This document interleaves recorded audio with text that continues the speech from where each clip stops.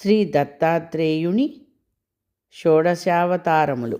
ఆయన అవతారములు శ్రీ గురు చరిత్రలో దత్తాత్రేయుని అవతారాలు తెలుసుకుందాము. శ్రీ దత్తాత్రేయ సాంప్రదాయాలలో కలియుగానికి ముందు స్వామికి 16 అవతారములు అని చెప్పబడినది. అంటే కలియుగానికి ముందు స్వామికి 16 అవతారములని చెప్పబడినది. అయితే ఆయన తన పరతత్వంతో నిత్య భూలోక నివాసం చేస్తాడు కనుక మహర్షులకు ఆయన ప్రసాదించిన సగుణ సాక్షాత్కారాలని ఆయన యొక్క అవతారాలని కీర్తించారని మనం గమనించాలి.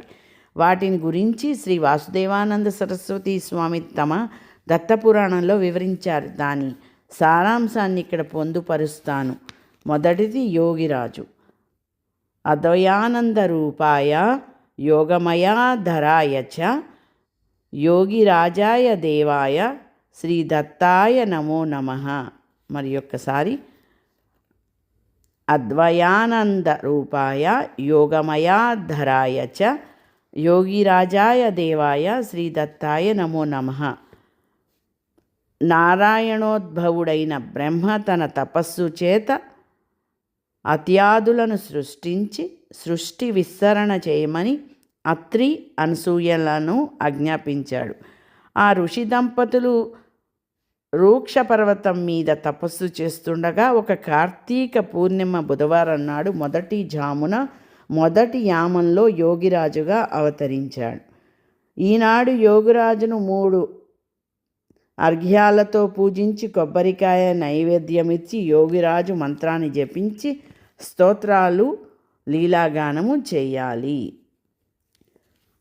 రెండవ అవతారము అత్రివరధుడు. అత్రి వాతాసనుడై ఇంద్రియాలను మనస్సును నిగ్రహించి ఒంటికాలుపై యోగిరాజుగా ధ్యానించాడు. యోగిరాజు వంటి బిడ్డను కనాలని ఆయన సంకల్పం. ఆయన శిరస్సు నుండి వెడలిన యోగాన్ని ముల్లోకాలను తప్పింపచేయగా దేవాసురులు త్రిమూర్తులను శరణు వేడారు. ముమ్మూర్తులు అత్రి ఆశ్రమానికి వచ్చి ఆయనను మేలుకొలిపారు. ఆయన ముమ్మూర్తులను పూజించి నేను ఒక్కరిని ధ్యానిస్తే ముమ్మూర్తులు వచ్చారేమి అన్నారు. నీవు ధ్యానించిన అద్వితీయుని రూపాలమే మేము, ముగ్గురము ఒకటే.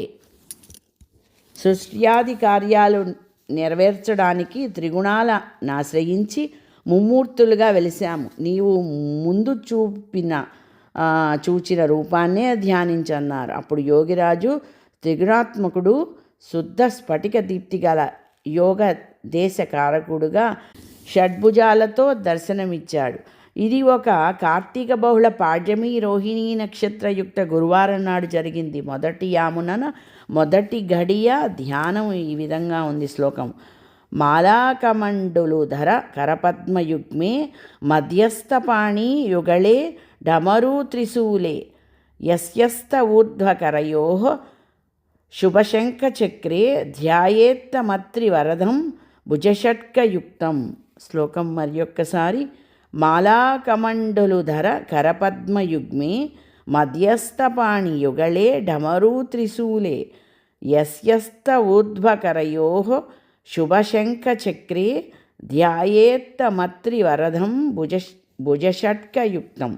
ఈయన దేహంలోని కుడి పార్శ్వము గురువు, ఎడమ పార్శ్వము భగవంతుడు. కుడి చేతిలో మంత్రాలకు ఆధారమైన ఆకారాది క్షకారాంత వర్ణాలు గల 52 పూసల జపమాల.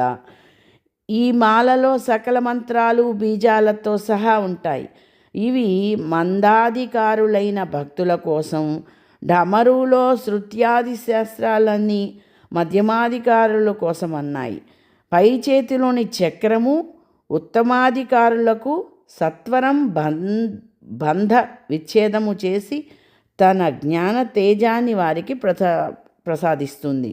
ఇవి కుడివైపునున్నవి. ఇది మోక్షప్రదమైన గురుతత్వము. ఎడమ చేతిలో జీవులకు కర్మఫలాన్నిచ్చే కర్మసూత్రమనే జలాన్ని కలిగిన కలశమున్నది. అంటే జీవులకు అన్నపానాదులు ప్రాప్తించడం దానిపై ఆధారపడి ఉన్నదిట. మరి ఒక చేతిలోని త్రిశూలము కొసలు ఆచార వ్యవహార ప్రాయశ్చిత్తాలు ధర్మార్థ కామాలని జీవులకిస్తాయి, సృష్టికి స్థిమితమిస్తాయి. మరొక చేతిలోని శంఖం నిత్యం ధ్వనిస్తూ ఉంటుందిట. ఆ ధ్వని అపూర్వం, నిత్య పరిసాంఖ్య విధులను సూచిస్తుంది. ఈ మూడింటితో కూడిన యజ్ఞ విధి వలన సృష్టి చక్రం ప్రవర్తిస్తుంది, సృష్టి పాలన జరుగుతుంది. ఇది భగవతత్వం. మూఢార్ఘ్యాలతో అంటే పూజా వస్తువులతో పూజించి అరటిపండ్లు నైవేద్యమిచ్చి ఆ రోజున స్తోత్రము లీలాశ్రవణాలతో గడపాలిట. 3వ అవతారము శ్రీ దత్తాత్రేయుడు. శ్లోకము ఈ విధంగా ఉన్నది. దత్తాత్రేయం శివం శాంతమింద్రనీల నిభం ప్రభుం ఆత్మమయా రతం దేవమవధూతం దిగంబరం భస్మోద్ధూళిత సర్వాంగం జటాజూటధరం విభుం చతుర్బాహుముదారాంగం దత్తాత్రేయం నమామ్యహం. శ్లోకం మరి ఒకసారి. దత్తాత్రేయం శివం శాంతమింద్రనీలనిభం ప్రభుం ఆత్మమయాత్ రతం దేవమవధూతం దిగంబరం భస్మోద్ధూళిత సర్వాంగం జటాజూటధరం విభుం చతుర్బాహుముదారంగం దత్తాత్రేయం నమామ్యహం. అంటే అత్రి తపస్సుకు మెచ్చిన భగవంతుడు వరం కోరుకోమన్నాడు.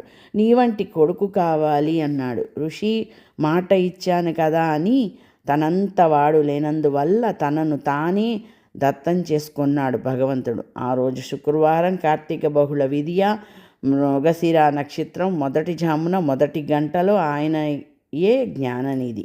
యోగి జనవల్లభుడు జగద్గురువు. ఆయన దంపతులు ప్రణమిల్లి తమ గర్భజనితుడైన బిడ్డ కావాలని సాక్షాత్కరించిన రూపం భూమిపై నిలిచిపోవాలని కోరారు. అందుకని అత్రివరదుడు నిలిచాడు. దత్తాత్రేయునికి అంటే మూఢర్ఘ్యాల పూజ, చెరకు నివేదనాదులు చేయాలి. ఈ 4వ అవతారము కాలాగ్ని శమనుడు. శ్లోకము. జ్ఞానానందైక దీప్తాయ కాలాగ్ని శమనాయ చ భక్తారిష్ట వినాశాయ నమోస్తు పరమాత్మనే. శ్లోకం మరి ఒక్కసారి. జ్ఞానానందైక దీప్తాయ కాలాగ్ని శమనాయ చ భక్తారిష్ట వినాశాయ నమోస్తు పరమాత్మనే. ఆశ్రమంలో ధ్యాననిష్ఠుడైన అత్రి నుండి జనించిన యోగాన్ని ఆయనను దహించబోయింది. దత్తుడు ఋషి శిరస్సు ప్రవేశించగానే కోటి చంద్రుల చల్లదనం కలిగింది. తెరచిన ఋషి కన్నుల నుండి దివ్యకాంతి వెడలి ఋతుస్నాత అయిన అనసూయ దేహంలో అందరి సమక్షంలో ప్రవేశించింది. అది మార్గశిర మాసం పూర్వార్ధంలోని సప్తమి. గర్భస్థుడైన భగవంతుడు 9 దినాలను 9 మాసాలని తలచి మార్గశిర పూర్ణిమ బుధవారం నాడు మృగశిర నక్షత్రంలో సాయంత్రం జన్మించాడు. సకల సృష్టి పులకించింది. జగత్ప్రభువుడు చంద్రదత్త దుర్వాసుల రూపంలో దర్శనమిచ్చాడు. త్రిమూర్త్యాత్మకుడైన బిడ్డడిని చూచి వారు పొంగిపోయారు. అనసూయా స్తన్య పానంతోనూ జలక్రీడలతోనూ వారిని భగవంతుడు సంతోషపెట్టాడు. మార్గశిర పూర్ణిమ నాడు 3 అర్ఘ్యాల పూజ, పంచామృత నివేదన, బ్రాహ్మణుల భోజనం విధి. 5వ అవతారము యోగిజన వల్లభుడు. యోగ విజ్ఞాననాథాయ భక్తానందకరాయ చ దత్తాత్రేయాయ దేవాయ తేజోరూపాయ తే నమః. యోగ విజ్ఞాననాథాయ భక్తానందకరాయ చ దత్తాత్రేయాయ దేవాయ తేజోరూపాయ తే నమః. కాలాగ్ని శమనులు అనసూయ గర్భాన జన్మించారని తెలిసి సిద్ధ గంధర్వాదులు యోగులు దర్శింపరాగా ఆయన బాల్యరూపాన్ని విడిచి తేజోమూర్తిగా దర్శనమిచ్చి దాన్ని ధ్యానించమన్నాడు. నాకు జన్మ కర్మ గుణ రూప మయ నాశాలు లేవు, సర్వవ్యాపిని ఈ మూర్తిని ధ్యానించి తరించండి అన్నాడు ఆయన. నాడు మార్గశిర పున్నమి గురువారం మధ్యాహ్నం ఆనాడు అర్ఘ్య ముత్యాలు పంచభక్ష్యాలు సమర్పించి ఓం యోగిజన వల్లభాయ నమః అని జపం చేయాలి. అంటే యోగిజన వల్లభ అవతారం కాబట్టి. 6వది శ్రీ లీలా విశ్వంభరుడు. పూర్ణబ్రహ్మస్వరూపాయ లీలా విశ్వంభరాయ చ దత్తాత్రేయాయ దేవాయ నమోస్సు సర్వసాక్షిణే. శ్రీ లీలా విశ్వంభరుడు పూర్ణ బ్రహ్మస్వరూపాయ లీలా విశ్వంభరాయ చ దత్తాత్రేయాయ దేవాయ నమోస్సు సర్వసాక్షిణి. బాలదత్తుడైన యోగిజన వల్లభులు ఒకసారి అనసూయ వడిలో పాలు త్రాగుతుండగా అతివృష్టి మొదలైన ప్రకృతి వికారాల వలన పీడితులైన మానవులు మునులు ఆయనను శరణు వేడగా ఆయన తన విశ్వరూపం నుండి యోగలీలగా వారికి వలసినవన్నీ ప్రసాదించాడు. ఒక్కొక్కసారి శిష్యులకు వేదము నేర్పేవాడు. ఒకప్పుడు ధ్యాననిష్ఠుడై అయి ఉంటారు. ఒకప్పుడు తన యోగమాయ చేత ఈ సంసారాన్ని అరణ్య రూపం ధరింపచేస్తాడు. అహంకార పర్వతమైంది. కామము సింహము, క్రోధం శివంగి, మనస్సు సరస్సు. అంటే కామమేమో సింహము, క్రోధం శివంగి, మనస్సు సరస్సు. యజ్ఞాదులు వృక్షాలు అయ్యాయి. ఆ వృక్షాల నిండా పండ్లున్నాయి. ఈ పండ్ల ఆశ గొలుపుతాయి, కానీ వివేచిస్తే అవి కోరదగినవి కాదు. వాటి నీడ కూడా విషపూరితమే. జలము అంతే. సుఖాన్ని కోరేవాడు వీటిని అనుభవించాలన్న భ్రాంతితో ఇక్కడ నివసించకూడదన్నారు. ఆయన మాటలు లెక్క చేయక వారంతా వాటిని అనుభవించారు. ఆయన అదృశ్యుడయ్యాడు. వారంతా దారి తప్పి భయంతో భగవంతుని స్మరించి శాంతులయ్యారు. కానీ మరలా మనము చేత భ్రాంతులై మరలా మరచారు. అప్పుడు వాళ్ళు కళ్ళు తెరిపించేందుకు అరణ్యాన్ని అదృశ్యం చేయగా వారు దత్తుని ఎడబాసినందుకు దుఃఖపడనారంభించారు. ఆయన దర్శనమిచ్చాడు. వారు ఆయనను వదిలి కర్మాచరణకు వెళ్ళలేదు. వారి భక్తిని పరీక్షించడానికి ఆయన ఒక సరస్సులో మునిగి 100 సంవత్సరాలు ఉన్నారు. ఒక వనితను తోడ్కొని మద్యం చేస్తూ బయటకు వచ్చాడు. అయినా కూడా వారు ఆయనను విడవలేదు. ఇన్ని లీలలు చేసిన ఈయనను శ్రీ లీలా విశ్వంభరుడు అంటారు. ఇలా ఈయనను ప్రకటితమైనది పుష్య పౌర్ణమి నాడు, పుష్యమీ నక్షత్రం, బుధవారం నాడు, సూర్యోదయకాలం. ఆనాడు ఈయనను విధియుక్తంగా పూజించాలి. 7వ అవతారం సిద్ధరాజు. సర్వసిద్ధాంత సిద్ధాయ దేవాయ పరమాత్మనే సిద్ధిరాజాయ సిద్ధాయ మంత్రదాత్రే నమో నమః. సర్వసిద్ధాంత సిద్ధాయ దేవాయ పరమాత్మనే సిద్ధిరాజాయ సిద్ధాయ మంత్రదాత్రే నమో నమః. అప్పుడు అదృశ్యమైన లీలా విశ్వంభరుడు గుప్తంగా బదరికావనం చేరాడు. అక్కడ కఠోర తపస్సు చేత వివిధ సిద్ధులను పొందిన సిద్ధులెందరో అహంకార అగ్రహాదులతో వాదులాడుకుంటున్నారు. వారు ఈయన దివ్య రూపానికి చకితులై ప్రశ్నించగా తను ఒక అనామకుడనని, ఒక గురువు ఆశ్రయమును లేదని, కర్మనిష్టయే లేదని, చిత్తయోగమే తన సాధనయని, నిరంజనియే ముద్ర అని అన్నాడు. ధ్యానానికి అతీతమైనదే తన లక్ష్యమన్నాడు. దుర్లభమైన ఆనందమే మార్గమన్నాడు. అంతలో గగన మార్గాన పోతున్న వసురుద్రాదిత్యాది దేవతలు నిలవబడి అక్కడ దిగారు. సిద్ధులందరూ అది తమ తమ సిద్ధియేనని ప్రగల్భాలు పలికారు. వాదించకండి, ఎవరు మాట మాత్రం చేత వారిని పంపగలరో వారి సిద్ధి అది అన్నాడు ఆయన. వారి ప్రయత్నం విఫలమై లజ్జాక్రాంతులవగానే ఆయన ఆజ్ఞతో వారు వెళ్ళారు. అప్పుడు వారు ఆయనను శరణు పొంది మీ యోగాన్ని సిద్ధిని ఇచ్చి పరుల సిద్ధిని రద్దు చేసే మంత్రం ఉపదేశించమని కోరగా ఆయన లానే చేశారు. ఇలా సిద్ధిరాజుగా ఆయన అవతరించిన రోజు మాఘ పౌర్ణిమ, మఖానక్షత్రయుక్త గురువారం. వీరిని యథోక్తం పూజించాలి. 8వ అవతారం జ్ఞానసాగరుడు. సర్వత్రా జ్ఞాననాశాయ జ్ఞాన దీపాయ చాత్మనే సచ్చిదానందబోధాయ శ్రీ దత్తాయ నమో నమః. సర్వత్రా జ్ఞాననాశాయ జ్ఞానదీపాయ చాత్మనే సచ్చిదానందబోధాయ శ్రీ దత్తాయ నమో నమః. అజ్ఞానమే జీవులన్నిటినీ క్షోభింపచేస్తోంది. తలచిన దత్తుడొక పాల్గొన శుద్ధ దశమి నాడు జ్ఞానిగా ప్రకటమయ్యాడు. నాడు పునర్వసు నక్షత్రయుక్త రవివారం ఆయన సిద్ధుల నడుమ గాలిలో కూర్చుని కనిపించగా వారు తమ సిద్ధితో ఆయనను పడగొట్ట చూచి విఫులులై శరణు పొందగా ఆకాశం నుండి పుట్టిన వాయువు ఆకాశాన్నేమి చేయలేనన్నట్లు సర్వకారుడైన నన్ను మీరేమి చేయలేరు అని చెప్పి తాను పూర్వమును ఉపదేశించిన మంత్రాన్ని జపింపమని చెప్పి జ్ఞానాన్ని కూడా ఉపదేశించాడు. యథోక్త పూజ మందిర నిర్మాణం విధి. 9వ అవతారం విశ్వంభర అవధూత. శ్లోకం విశ్వంభరాయ దేవాయ భక్తప్రియాకరాయ చ భక్తప్రియాయ దేవాయ నామప్రియాయతే నమః. విశ్వంభరాయ దేవాయ భక్తప్రియకరాయ చ భక్తప్రియాయ దేవాయ నామప్రియాయతే నమః.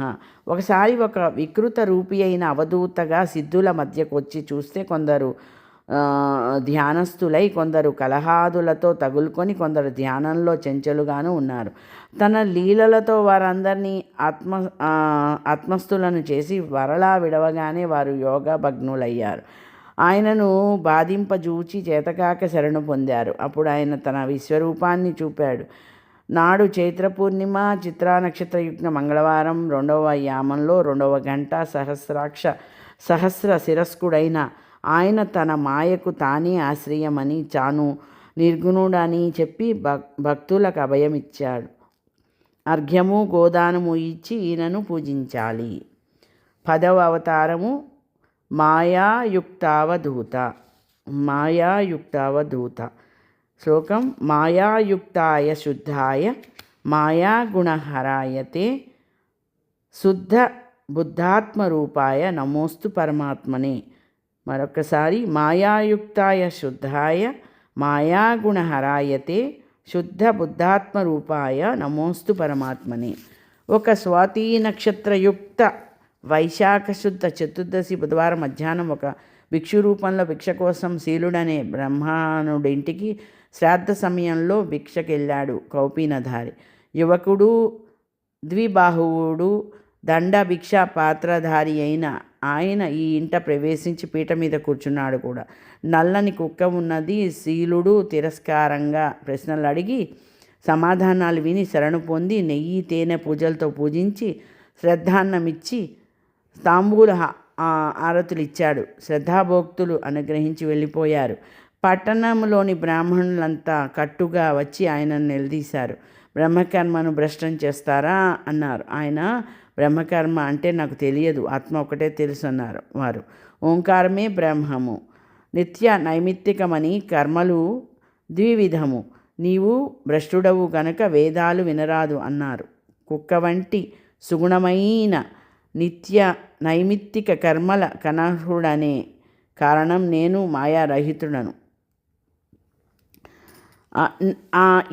ఈయన కుక్కకు అవన్నీ తెలుసు అనగానే కుక్క వేదాలు షట్శాస్త్రాలు చెప్పింది. శీలుడిని ఉపదేశించి ఆయన బయటకు వచ్చారు. వారు శరణు పొంది అనుసరించారు. ఈయనను 3 అర్ఘ్యాలు పెరుగు అన్నంతో పూజించాలి. 11వ అవతారం మాయా ముక్తావధూత. స్వమాయాగుణ గుప్తాయ ముక్తాయ పరమాత్మనే సర్వత్రా జ్ఞాననాశాయ దేవదేవాయతే నమః. అప్పుడు అవధూత అడవిలో ఆసనంపై ధ్యానస్థుడై కూర్చున్నాడు. బ్రాహ్మణులు చేరారు. ఆయన వారికి పెద్ద పులులు సర్పాలు అగ్నులు చూపినా వారు పారిపోలేదు. అప్పుడు ఆయన తన మాయను విడిచి స్వాతి నక్షత్రయుక్త గురువారం జ్యేష్ఠశుద్ధ త్రయోదశి సూర్యోదయం అప్పుడు దర్శనమిచ్చాడు. ఆయన అంకం మీదనున్న స్త్రీని ముద్దాడుతూ మద్యమాంస సంగీతాలతో పొద్దుపుచ్చుతున్నాడు. బ్రాహ్మణులు ఆయన పతితుడని తలచి వెళ్ళిపోయారు. అది బాగుందనుకున్నాడు దత్తుడు. అయితే జంబాసురునితో యుద్ధంలో పరాజితులైన దేవతలు బృహస్పతి సలహాను అనుసరించి ఆయనను విడవక సేవించారు. ఆయన ఆజ్ఞపై రాక్షసులను యుద్ధానికి పిలిచి దత్తుని వడిలోని సుందరిని రాక్షసుల అపహరించుకొని పోతున్నప్పుడు దేవతలు వారిని సంహరించారు. లక్ష్మి మరలా ఆయన ఒడిలో చేరినది.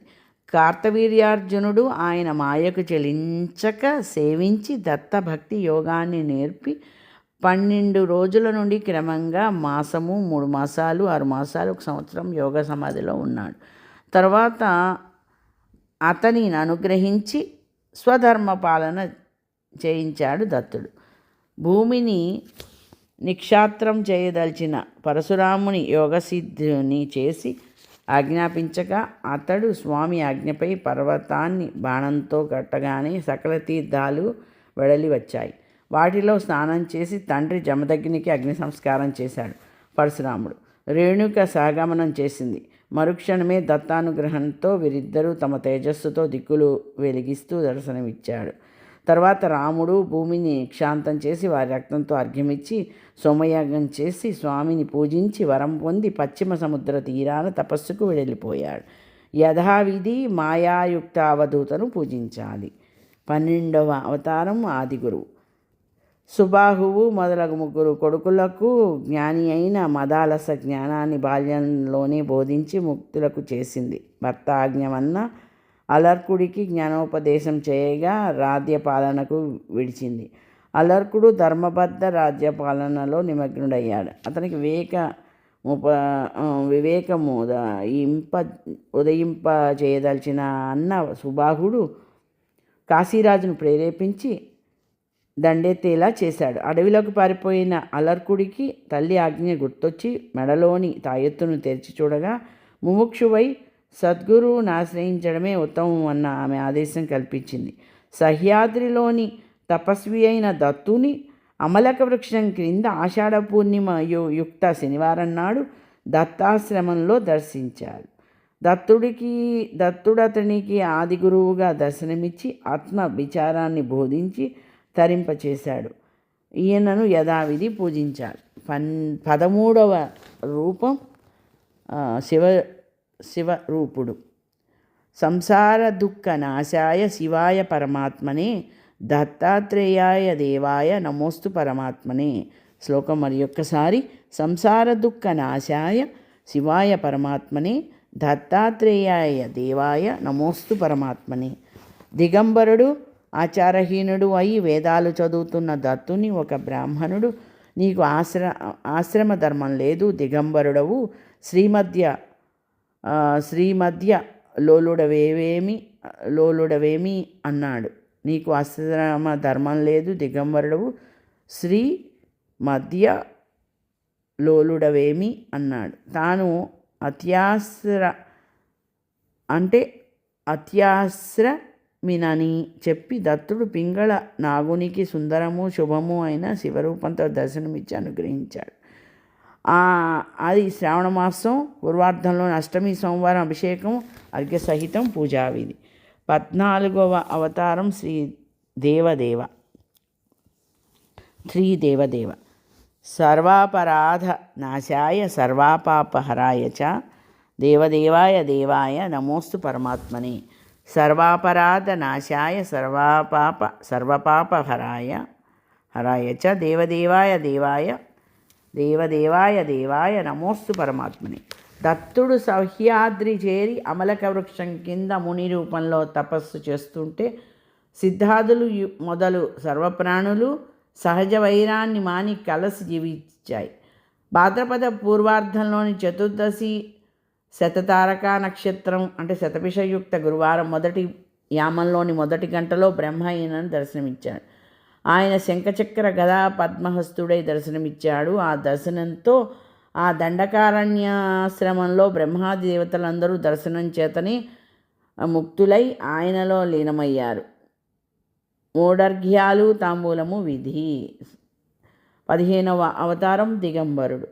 సోమవంశజుడైన యదు మహారాజుకు దిగంబరుడు దర్శనమిచ్చి 24 మంది సాధక గురువుల నుండి తాము నేర్పిన జ్ఞానాన్ని బోధించి ముక్తిని చేసినది ఆషాఢ పూర్ణిమ బుధవారం సూర్యోదయ కాలంలో యదువు అవధూతగా సంచరించాడు. దత్తానుగ్రహం వలన అతడి వంశంలో శ్రీకృష్ణుడు జన్మించాడు. ఇలానే ప్రహ్లాదుడు కూడా ఆయన నుండి జ్ఞానం పొంది తరించాడు. కార్తవీర్యార్జునుడు ఆయన సేవ వలన స్మరణ వలన వేదధర్ముడు నామజపం చేత, దీపకుడు అయిన లీలాశ్రవణం చేత, విష్ణుధర్ముడు అయిన పదార్చన చేత, పరశురాముడు స్నేహభక్తి చేత తరించారు. 3 అర్ఘ్యాలు వస్త్రమాలాదులతో పూజావిధి. 16వ అవతారం శ్రీకృష్ణ శ్యామకమల నయనుడు. శ్రీకృష్ణ శ్యామకమల నయనుడు. శ్లోకం: అఖండాద్వైత రూపాయ నిర్గుణాయ గుణాత్మనే కృష్ణాయ పద్మనేత్రాయ నమోస్తు పరమాత్మనే. మరి ఒక్కసారి: అఖండాద్వైత రూపాయ నిర్గుణాయ గుణాత్మనే శ్రీకృష్ణాయ పద్మనేత్రాయ నమోస్తు పరమాత్మనే. జ్ఞానతల్పం మీద విశ్రమించిన దత్తుని శిష్యులు దర్శించినప్పుడు ఆయన కార్తీక పూర్వార్ధ ద్వాదశి బుధవారం రావతీ నక్షత్రం నాడు సూర్యోదయ కాలంలో ఇంద్రనీల ప్రభతో దర్శనమిచ్చాడు కనుక ఈయన పేరు కృష్ణశ్యామ కమల నయనుడు. అంటే అందువలన ఈయన పేరు కృష్ణశ్యామ కమల నయనుడు. 3 అర్ఘ్యాలు యథాశక్తి బ్రాహ్మణ భోజనం విధి. మన దేశంలో ఇన్ని ఆధ్యాత్మ సంప్రదాయాల వారి చేత పరమగురువుగా మూలపురుషుడుగా కీర్తింపబడిన దత్తస్వామి చరిత్రలో ఇంకెందరూ సాధకులను అనుగ్రహించి మహాత్ములుగా రూపొందించారు. అంతేకాక ఈయన 13వ శతాబ్దంలో తూర్పుగోదావరి జిల్లాలోని పిఠాపురంలో రాజు సుమతి అనే పుణ్య దంపతులైన తమ భక్తులను అనుగ్రహించి వారికి పుత్రుడుగా అవతరించారు. ఆయనయే శ్రీపాద శ్రీవల్లభులు. ఆయనే మరణ శ్రీ నరసింహ సరస్వతిగా 2వసారి అవతరించారు. వీరిద్దరి దివ్యలీలను వర్ణించినదే శ్రీ గురు చరిత్ర. శ్రీ దత్తాత్రేయుని షోడశ అవతారములు గురించి మనము ఇందులో తెలుసుకున్నాము. నేను చదువుతూ పెద్దవారు చాలామంది చదువుకోవటానికి కష్టమైన వారు వింటారనే సదుద్దేశంతో శ్రీ గురు చరిత్రని పారాయణాన్ని రికార్డింగ్ రూపంలో తెలియజేస్తున్నాను. జై గురుదత్త.